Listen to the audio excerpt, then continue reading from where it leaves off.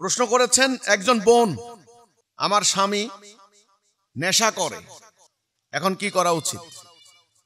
আপনার স্বামীকে নেশা থেকে ফিরাতে হলে ধৈর্যের সাথে ফিরাতে হবে। দুইটা উপায়।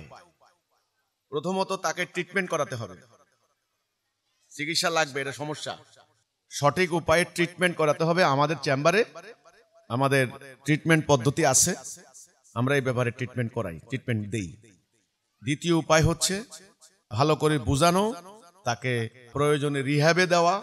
আর আল্লাহর বিধান থাকলে শুক্রবারের জুমার দিন গাছের সঙ্গে বাইন্দা, নেশা ছুটাইতে বেশি দিন লাগে না। যেহেতু আল্লাহর বিধান নাই, গাছের সঙ্গে আমি বাঁধতে পারবো না, এখন জুমার দিনের বিচার ব্যবস্থাও নাই। এই জন্য আপাতত তাকে বুঝান, ট্রিটমেন্ট করেন। এই ক্ষেত্রে আপনার ধৈর্য ধরতে হবে।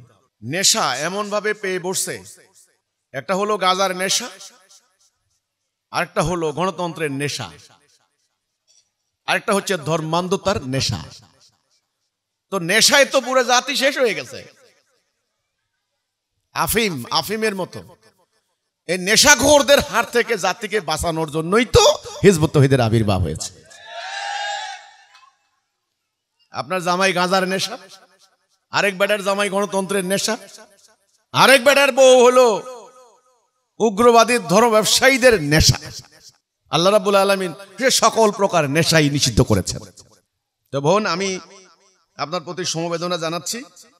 আমি খালি একটা নিয়ম বলে দিচ্ছি, আমি যখন বিয়ে পড়াই, আমার কোনো মেয়েকে যদি বিয়ে দেওয়ার জন্য আমি কথা উঠে, কোনো ছেলে প্রস্তাব করে, প্রথমে আমি খবর নেই সে নেশা করে কিনা।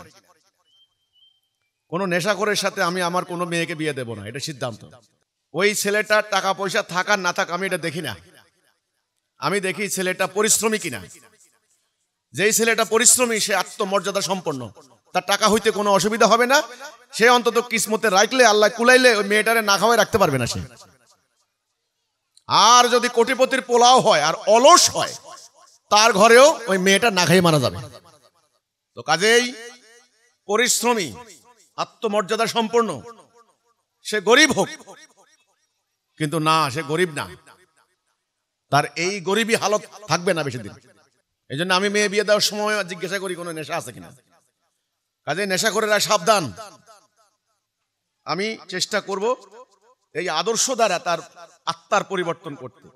উদ্বুদ্ধ হইয়া যদি নিজে নিজে নেশা থেকে না ফিরে আসে, আমার হাতে তো কোনো ক্ষমতা নাই, কি করতে পারি? থানায় দিলে আরো নষ্ট হয়ে যাবে, জেলখানায় দিলে আরো বড় নেশাখোর হয়ে বের হবে।